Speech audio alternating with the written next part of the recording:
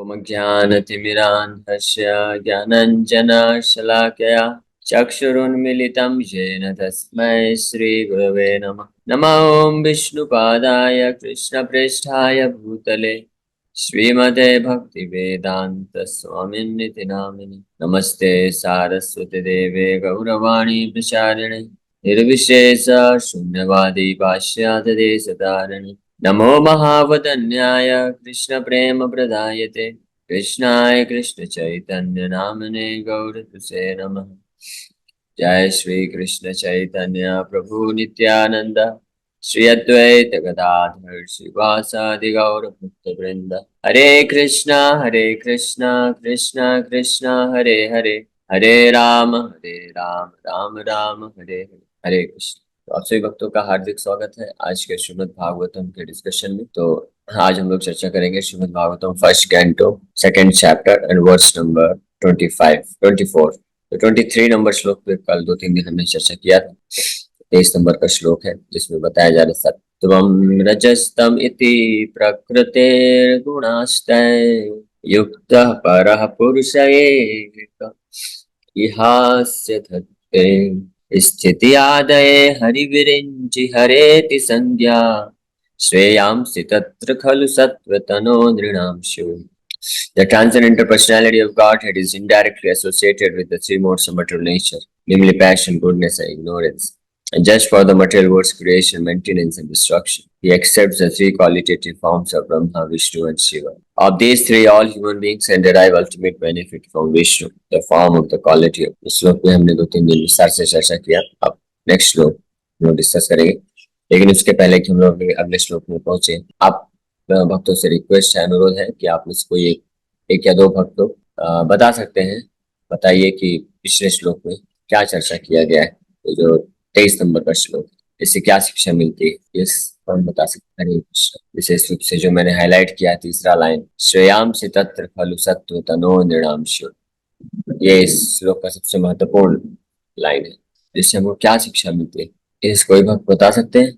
हरे कृष्ण। अभी तक इस श्लोक में क्या शिक्षा प्राप्त किया हमने, आपको क्या समझ में आया? कल और परसों के लेक्चर से आपका कुछ अंडरस्टैंडिंग आप व्यक्त करिए, इस श्लोक से क्या शिक्षा मिली आपको। हरे कृष्ण प्रभु जी। हरे कृष्ण। इसमें श्रेयस और प्रेयस भक्ति के बारे में विस्तार से बताया गया, श्रेयस भक्ति और प्रेयस भक्ति के बारे में। हाँ, तो क्या है श्रेयस और प्रेयस, क्या है? श्रेयस प्रेयस प्रेयस भक्ति होती है जिससे भौतिक प्राप्ति के लिए आदमी प्रेयस भक्ति होती है। श्रेयस भक्ति होती है जिससे आध्यात्मिक आत्मा के उद्धार के लिए। हाँ, दोनों में ही फर्क है, इसलिए आदमी को श्रेयस भक्ति ही करना चाहिए। प्रेयस भक्ति वो करते हैं जिनको भौतिक सुखों की इच्छा होती है। धीरे धीरे प्रेयस भक्ति करते करते धीरे धीरे आदमी श्रेयस भक्ति की ओर बढ़ता है। लगातार अभ्यास के बाद श्रेयस भक्ति की ओर बढ़ता है, लेकिन पहले प्रेयस भक्ति शुरू करता है, धीरे धीरे उसको और समझ में आता है कि हमको आत्मा के लिए करना चाहिए, तो श्रेयस भक्ति को बढ़ता है। यही बताया गया था। हाँ, सही बात है, बहुत सही बताया, धन्यवाद। हरे कृष्ण प्रभु जी, प्रणाम। हरे कृष्ण प्रभु जी, बस इस श्लोक का जो मूल यदि सारांश में यदि बोले तो मेरी तरफ से यही है कि जो तीनों गुणों में जैसे सभी रूपों को अलग अलग गुणों को ग्रहण करते हैं तीनों प्रभु, मतलब तीनों भगवान ब्रह्मा विष्णु और उनका, तो उसमें से जो भगवान विष्णु का है तो वो उसी से हमको उनकी भक्ति करनी चाहिए, उसी से मनुष्य को परम लाभ प्राप्त हो सकता है। परम लाभ के लिए हमें विष्णु की ही भक्ति करनी जो सत्य रूप को प्रदर्शित करते हैं। यस यस, हाँ, वेरी नाइस, थैंक यू, सही बताया आपने। हरे कृष्ण प्रभु जी। प्रेयस मीन्स जो हम तीनों गुणों में रह के भौतिक आसक्ति के पीछे भागते हैं, भौतिक सुखों के पीछे भागते हैं, जिसका टेम्पररी सुख है, उसके आगे तो खत्म होने वाला है। और श्रेयस भक्ति है जो हम भौतिक को छोड़ के आध्यात्मिक शांति के पीछे मतलब जीवन को अर्पित करते हैं, और तीनों गुणों के परे होके हम भगवान की जो भक्ति करते, जो हमारे आने वाले जन्म में भी हमारे आत्मा के साथ उसका ये दिखेगा, वो है प्रेयस भक्ति। Very nice, thank you. Hare Krishna. Yes माता जी। हरे कृष्ण प्रभु जी, जैसे पिछले आपने मतलब जो कल हमारी हुई थी वार्ता, तो उसमें ये था कि जो अन्य देवताओं की हम उपासना करते हैं, जो भी अन्य कामनाओं को लेकर के अन्य देवताओं की उपासना करते हैं। भले ही भगवान ने कह रखा है गीता में कि वो मुझे ही प्राप्त करता है या मैं ही उसकी मनोकामना पूर्ण करता हूँ, लेकिन हमें पूर्ण रूप से भगवान विष्णु की पूजा करनी चाहिए, क्योंकि मुक्ति के दाता अकेले वही हैं। बाकी अन्य देवता हमारी भौतिक आवश्यकताओं की, कामनाओं की पूर्ति करते हैं, बट वो हमारे लिए सिर्फ प्रेय होता है, श्रेष्ठ नहीं है, हमारे लिए कल्याणकारी नहीं है। वो सिर्फ भगवान विष्णु की आराधना से ही हमें प्राप्त हो सकता है। ऐसा कुछ हमने शायद हाँ, यस यस, समझा। बिल्कुल सही, बिल्कुल परफेक्ट, सही बताया आपने। थैंक यू, बहुत सही बताया। और कोई भक्त है जो इस पे कुछ बोलना चाहते हैं? अभी तक जो बताया गया उसके अलावा कुछ और ऐड करना चाहते हैं? ओके, ठीक है। तो ये बहुत महत्वपूर्ण श्लोक था, क्योंकि प्रायः इस संसार में आपको ऐसे कई लोग मिल जाएंगे जो, क्योंकि शास्त्रों में कई जगह पे ऐसा वर्णन प्राप्त होता है, और ये सत्य बात भी है कि जितने भी देवी देवता हैं वो सब भगवान के अंश हैं। इसलिए उनका भी, फिर इस हिसाब से कुछ लोग ये निर्णय लेते हैं, इसलिए उनका भी हम पूजा करते हैं तो भगवान का ही पूजा है। तो इसमें कोई संशय नहीं है, सही बात है, भगवान का ही पूजा है, ये तो भगवान बोलते हैं। लेकिन ये अविधि पूर्वकम है, ये शब्द भगवान यूज करते हैं, अविधि पूर्वकम। भगवान का पूजा है लेकिन ये विधि प्रॉपर नहीं है, प्रॉपर विधि नहीं है। जैसे क्योंकि इसमें क्या होता है कि रिजल्ट अलग अलग है, फल अलग अलग मिलता है। इसलिए कुछ लोग जो ये विचारधारा देते हैं यतो मत तथो पथ, कि जैसा जिसका मत है उसी पथ को स्वीकार करके वो वही सेम मंजिल प्राप्त कर लेगा, है ना। अलग अलग रास्ते से भी जाके व्यक्ति, रास्ता अनेकों हो लेकिन मंजिल, डेस्टिनेशन सेम होता है। ऐसा बिल्कुल भी गलत है, ये बिल्कुल ये सत्य नहीं है। भगवान कृष्ण बल्कि उसका इसका उल्टा बोलते हैं। भगवान कृष्ण बताते हैं गीता में, यान्ति देवा व्रता देवा पितृन यान्ति पितृव्रता भूतानि यान्ति भूतेज्य मद याजिनो अपि माम।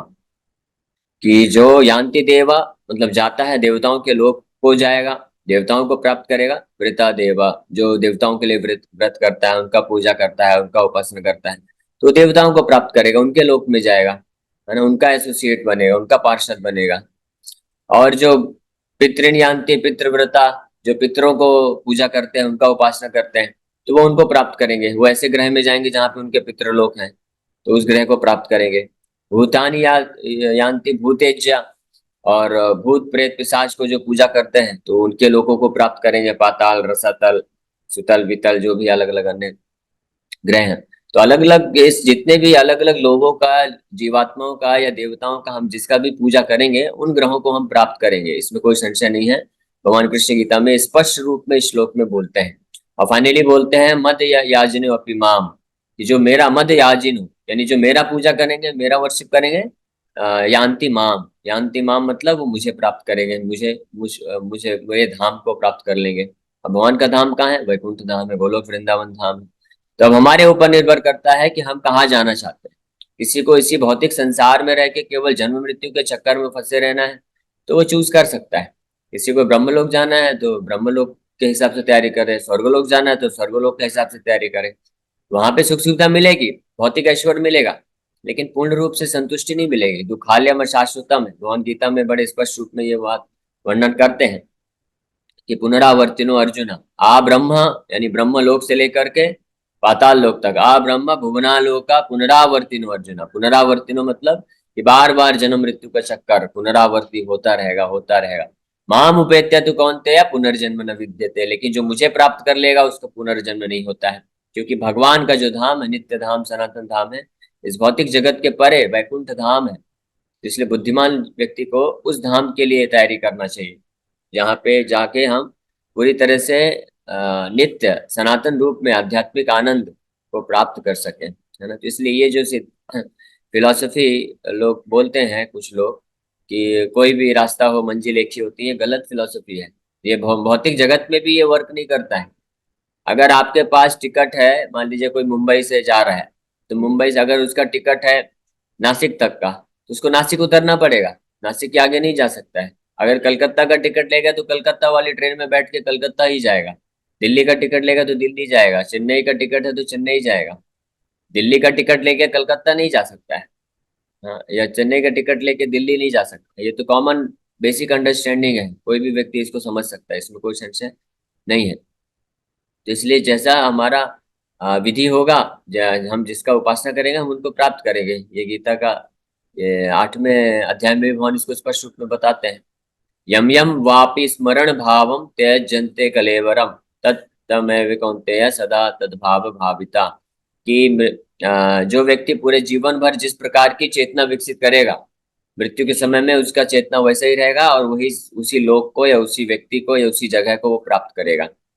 और जो माँ अंत काले च मामेव स्मरण मुक्त्वा कलेवरम, लेकिन अगर कोई पूरा जीवन मुझे समर्पित करता है, मेरा सेवा करता है, भक्ति करता है, मेरे नाम का जप करता है, तो अंत काले व स्मरण मुक्ता, अंत काले च मामेव स्मरण, ये अंत काल में फिर मेरा ही निश्चित रूप में, एवं मतलब निश्चित रूप में वो मेरा ही स्मरण करेगा और वो मुझे प्राप्त करेगा। यह प्रयाति समद्भावम, कि वो मद भावम, मेरे आध्यात्मिक भाव प्रकृति को, आध्यात्मिक प्रकृति को प्राप्त कर लेगा। ना अति अत्र संशय, इसमें कोई संशय नहीं है अर्जुन, कोई डाउट नहीं। इसलिए हमको ये क्लियर पता होना चाहिए कि हालांकि ऑप्शन है हमारे पास, हम किन्हीं का भी पूजा कर सकते हैं। वैदिक शास्त्रों में अलग अलग देवी देवताओं की पूजा पाठ करने का विधान दिया हुआ है, तो गलत नहीं है, लेकिन हम फिर उस हिसाब से हमको फल भी वही मिलेगा।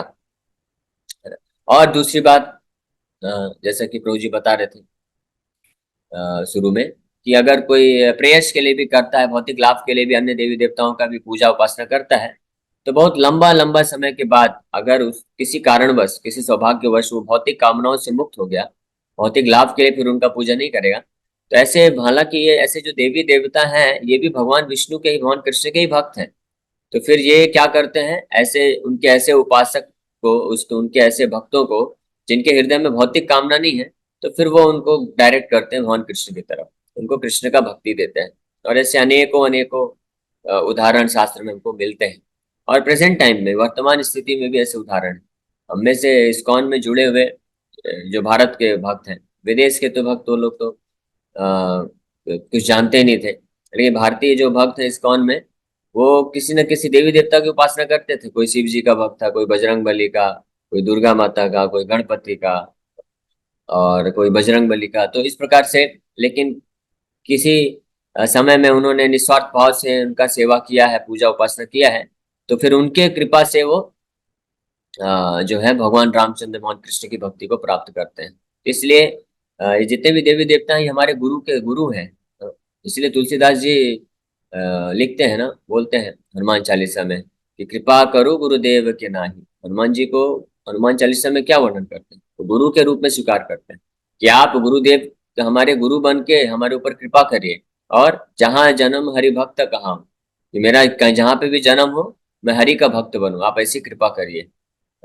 तो ये शास्त्रों का निर्णय है कि हम देवी देवताओं का पूजा उपासना या उनको प्रणाम कर सकते हैं, लेकिन किस भाव में करना चाहिए, कि वो वरिष्ठ भक्त हैं, वो भगवान के शुद्ध भक्ति मार्ग में खुद भी लगे हुए हैं, तो हमारे गुरु के रूप में उनको स्वीकार करके उनका पूजा, उनसे एक आशीर्वाद की याचना करना चाहिए कि आप हमको भगवान विष्णु, भगवान नारायण, भगवान कृष्ण की भक्ति प्रदान करिए। या अगर कोई ये नहीं कर सकता है, नहीं जानता है भली भांति, मान लीजिए कोई कंफ्यूज है, कोई जानता ही नहीं है कि परम भगवान कौन है, परम भगवान कृष्ण है कि दुर्गा देवी है कि भगवान शिव है, ब्रह्मा जी है, कौन है, नहीं जानता है, तो भी वो अगर किसी भी देवी देवताओं का पूजा या उपासना करता है, तो उसको क्या मांगना चाहिए, उसको मांगना चाहिए कि जैसे मान लीजिए कोई भगवान शिव का उपासना करता है, लेकिन उसको नहीं पता है, वो समझ में नहीं आता है कि भगवान शिव परम भगवान है कि कृष्ण परम भगवान, या अगर कोई भगवान शिव को ही परम भगवान मान के भी पूजा करता है, तब भी उसको क्या मांगना चाहिए, उसको अपना लिस्ट नहीं देना चाहिए कि भगवान शिव मेरे जीवन में ये दुख दर्द नष्ट कर दीजिए, मुझे अच्छा सा नौकरी दिला दीजिए, अच्छी सी पत्नी मिल जाए, ये हो जाए वो हो जाए, खुद से नहीं मांगना चाहिए। अगर आप किसी भी देवी देवताओं का पूजा करते हैं और इसका मतलब आप उनको श्रेष्ठ मानते हैं, तो हमको ये स्वीकार करना चाहिए कि हमसे ज्यादा बुद्धि उनके पास है, तो फिर हमको उनका पूजा करने वक्त हमको उनको प्रार्थना करना चाहिए कि हे भगवान या जो भी देवी देवता है, कि आप हमारे, मेरे लिए जो सर्वश्रेष्ठ चीज है, जो मेरे लिए सबसे ज्यादा लाभदायक है, जो मेरे लिए अति उत्तम है, वो मुझे प्रदान करिए। तो इस भावना से भी कोई अगर किसी भी देवी देवताओं का पूजा करेगा ना, तो निश्चित रूप में गारंटीड है कि वो भगवान कृष्ण, भगवान रामचंद्र का भक्त बन जाएगा, इसमें कोई संशय नहीं है। ऐसे अनेकों अनेकों उदाहरण उपलब्ध हैं। हाँ, क्योंकि जब कोई किसी देवी देवता के पास जाता है और अपना ही लिस्ट प्रेजेंट करता है, तो वो उनको फोर्स करता है, बाध्य करता है कि नहीं मुझे यही चाहिए। जैसे कोई भगवान शिव का पूजा कर रहा है और बार बार मांगता है कि मुझे इतना दौलत चाहिए, इतना धन चाहिए, इतनी ऐसी सुंदर पत्नी चाहिए, नौकरी चाहिए, यही मांगता है। तो भगवान शिव जो है चाह के भी उसको भगवान कृष्ण का भक्ति नहीं दे पाएंगे, क्योंकि वो चाहता ही नहीं, वो मांग ही नहीं रहा है। हाँ, वो अपना ही भौतिक चीज मांग रहा है, तो बोलेंगे ठीक है भाई ले ले और खुश रहे, इधर से जा, मुझे छुट्टी दे, मेरा नाम जप करने दे, हरे कृष्ण महामंत्र जप करने दो, परेशान मत करो। तो इसलिए तो लेकिन कोई भी अगर शुद्ध भाव से जाता है और विनम्रता पूर्वक बोलता है कि हे भगवान शिव, मुझे आप जो मेरे सबसे उत्तम चीज है, जो आपको सबसे उत्तम लगता है वो मुझे दीजिए, तो भगवान शिव जी निश्चित रूप में उसको कृष्ण का भक्ति देते हैं। जैसे एक उदाहरण आता है, ऐसे कई उदाहरण हैं। एक ब्राह्मण गुजरात के ही महान संत हुए, वैष्णव हुए, क्या नाम है उनका, भूल गया नाम, नरसिंह मेहता, आई थिंक, हाँ नरसिंह मेहता। तो पहले भगवान शिव के उपासक थे, लेकिन भगवान शिव की कृपा से उनको भगवान कृष्ण का भक्ति प्राप्त हुआ, क्योंकि भगवान शिव जानते थे कि उनके हृदय में कोई भौतिक कामना नहीं है, वो निस्वार्थ भाव से केवल मेरा जो है शुद्ध भाव से सेवा कर रहे हैं, अर्चना कर रहे हैं। लेकिन उनको अभी सही रूप में नहीं पता है कि परम भगवान कौन है। तो मैं गाइड करूंगा, तो उनके गुरु बन जाते हैं और फिर उनको गाइड करते हैं, उनको कृष्ण का भक्ति देते हैं। ऐसे एक ब्राह्मण हुए जो शुद्ध भाव से सात्विक तरीके से भगवान शिव का पूजा करते थे, और उनकी और लेकिन कभी भी उनको कैसे सैकड़ों साल साल साल निकलते जा रहे हैं, और वो केवल निष्ठा पूर्वक सेवा करते जा रहे हैं, लेकिन कभी उन्होंने कुछ मांगा नहीं। तो भगवान शिव खुद ही उनको काफी कृपा करने के लिए वो उनके सामने प्रकट हुए और बोले कि आपने इतने सालों से मेरा इतना सेवा किया, आपने कुछ मांगा नहीं। प्रायः तो ऐसा होता है कि मेरे पास व्यक्ति सेवा करने के पहले अपना पूरा लिस्ट दे देता है, ये सेवा तो मैं करूंगा इतने साल तक, इतने इतने 51 व्रत करूंगा, 101 व्रत करूंगा, और ये करूंगा, आपको इतना चढ़ाऊंगा फल फूल, लेकिन अगर मेरा ये हो जाएगा तो पहले डिमांड दे देते हैं, डिमांड कर देते हैं, उसके बाद फिर बोलते हैं कि मैं ये चढ़ाऊंगा आपको, या आपके लिए ये करूंगा वो करूंगा। तो पहले ही उनको बंधन में डाल देते हैं कि देखो भाई, अब मैं आपके साथ धंधा कर रहा हूँ, आपको मैं पूजा करूंगा, व्रत करूंगा, सेवा करूंगा, लेकिन मैं पहले ही बता देता हूँ, नोट करके रख लो आप कि मुझे ये चाहिए, मुझे कृष्ण का भक्ति नहीं चाहिए। तो अभी भगवान शिव क्या करेंगे, उसको थोड़ी ना जबरदस्ती दे सकते, वो पहले ही बोल दिया है कि भाई मुझे ये चाहिए, ये चाहिए, वो चाहिए। लेकिन अगर कोई निस्वार्थ भाव से केवल सेवा करने के उद्देश्य से सेवा करेगा, और अगर किसी को पता है, जिसने गीता भागवत शास्त्र पढ़े हैं और उसको पता है कि हाँ जीवन का सर्वश्रेष्ठ लक्ष्य है कि परम भगवान कृष्ण के चरण कमलों में भक्ति प्राप्त करना है, तो वैसा व्यक्ति अगर किसी देवी देवता के पास जाता भी है तो उनसे वो यही प्रार्थना करेगा कि आप मुझे कृष्ण का भक्ति प्रदान करिए। और अगर किसी को नहीं पता है, फिर भी भौतिक कामना के साथ नहीं जाता है, निस्वार्थ भाव से जाता है, तो वो ये मांगेगा कि आपको जो सबसे उत्तम लगता है तो वो आप मुझे दीजिए, है ना? तो उसी प्रकार से वो ब्राह्मण वर्ष पूजा कर रहा है, सेवा कर रहा है, लेकिन कुछ मांग नहीं रहा है, तो भगवान शिव आके उसको बोलते हैं कि आपको क्या चाहिए, कुछ वरदान मांगो। तो बहुत अच्छा बात वो बोलता है, क्योंकि ब्राह्मण है, सतोगुणी है, तो उसके पास बुद्धि है, जानता है कि मैं मांगूंगा, मेरा बुद्धि तो छोटा है, मैं कुछ ऐसा चीज मांग बैठूंगा जिससे मैं संसार में फंस जाऊंगा, दुख भोग करूंगा। तो बोलता है कि मेरा बुद्धि तो बहुत छोटा है भगवान, आपको जो सर्वश्रेष्ठ सबसे उत्तम लगता है मेरे लिए, आप वो दे दीजिए, है ना?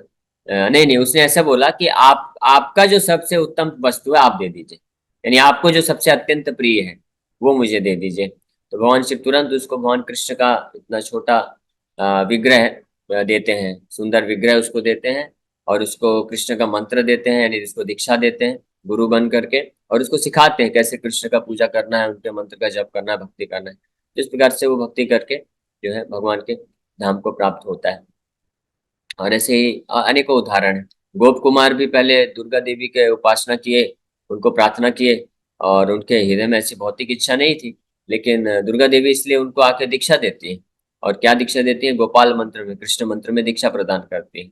और उस गोपाल मंत्र का जप कर करके वो जो है गोप कुमार धीरे धीरे प्रगति करता है, वैकुंठ जाता है। और फिर उसके बाद लेकिन उसको वहां पे भी नहीं जमता है, वो तो भगवान कृष्ण के साथ साख्य रस में था, तो वहां से भी आगे निकलता है, द्वारकाधीश के पास भी जाता है, लेकिन फिर भी वहां पे भी उसको नहीं जमता है।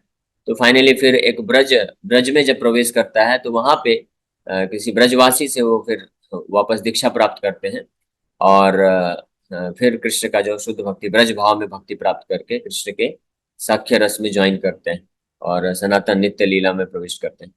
तो इस प्रकार से ऐसे अनेकों अनेकों उदाहरण हैं जहाँ पे ये प्राप्त होता है कि व्यक्ति का जो अल्टीमेट सबसे अंतिम लाभ है, सर्वश्रेष्ठ लाभ है, वो प्राप्त हो सकता है भगवान कृष्ण की भक्ति से, भगवान हरि की भक्ति से, और इस प्रकार से अपने जीवन को कंप्लीट और धन्य बना सकता है। ठीक है, तो इसीलिए हम लोग बहुत परम भाग्यशाली हैं कि भगवान विष्णु का भक्ति कई कई जन्मों के कठोर तपस्या और साधन करने के पश्चात, वैदिक अध्ययन करने के पश्चात ही किसी दुर्लभ व्यक्ति को प्राप्त होता है। यानी किसी न किसी सदगुरु, भगवान के शुद्ध भक्त या किसी देवी देवता का शुद्ध भाव से पूजा करने के पश्चात इस स्तर पे कोई पहुंच पाता है कि भगवान हरि, भगवान नारायण की भक्ति में वो प्राप्त कर सके। तो उस सुनहरे मौके को हमको गंवाना नहीं चाहिए, और हमको नियमित रूप से हरे कृष्ण महामंत्र का जप करना चाहिए, शास्त्रों को पढ़ना चाहिए, भगवान के बारे में भागवत और गीता का श्रवण करना चाहिए, और अपने जीवन का जो है उद्धार सफल बना लेना चाहिए। Hare Krishna. Thank you very much. आप सभी भक्तों को बहुत बहुत धन्यवाद। कुछ क्वेश्चन से ले सकते हैं, हमारे पास 3 मिनट एक्स्ट्रा है। हरे कृष्ण। और प्रश्न ये था, जो आपने लास्ट एग्जांपल दिया कि उन्होंने, दुर्गा माता ने उनको ये दिया दीक्षा गोपाल मंत्र का, फिर उन्होंने ब्रज में जाके कृष्णा का मंत्र साक्य रख में, तो हाँ। एक भक्त 2 बार दीक्षा ले सकता है और दूसरे 2 मतलब गुरु चेंज हो रहा है यहाँ? नहीं, गुरु चेंज नहीं हो रहा है। वो दुर्गा माता के ही उन्होंने ही उनको बोला था, रिक्वेस्ट किया था कि अच्छा। आपको ब्रज का भक्ति चाहिए, तो आप ये एक पर्टिकुलर शुद्ध भक्त है ब्रज में, उनका जाके आश्रय लो, उनसे दीक्षा लो। तो अगर अच्छा। गुरु बोलते हैं तो फिर हो सकता है। ऐसे ही भक्ति विनोद ठाकुर के एक शिष्य हुए, जो कि बहुत फिर बड़े सन्यासी भी बने, परम पूज्य भक्ति प्रदीप तीर्थ स्वामी महाराज। तो उनको पहले भक्ति विनोद ठाकुर ने दीक्षा दिया था कुछ गायत्री मंत्र। फिर दूसरे मंत्र में उन्होंने शिला भक्तिदान सरस्वती ठाकुर से दीक्षा लेने को बोला, तो इसलिए वो अपने आप को फिर शिला भक्तिदान सरस्वती ठाकुर के शिष्य के रूप में स्वीकार किए, और जीवन भर उनके ही सेवा में रहे। हालांकि दोनों लगभग हम उम्र के थे, साथ ही के थे, 3 साल का फर्क था। और वही सबसे पहले सन्यासी शिष्य भी बने शिला भक्तिदान सरस्वती ठाकुर के, और गौड़ी मठ स्टैब्लिश करने के बाद उन्होंने बहुत भक्तिदास महाराज जी को सहयोग दिया और प्रचार किया। तो दीक्षा गुरु के बोलने पे वो अन्य किसी गुरु का आश्रय ले सकता है, मतलब डिमांड नहीं कर सकता कि मैं उधर जाके भी दीक्षा ले लूं क्या। अगर गुरु देखते हैं कि हाँ इसको और भी जरूरत है, कुछ स्पेशल केसेस में, रेयर केसेस में होता है, तो गुरु बोल सकते हैं उसको।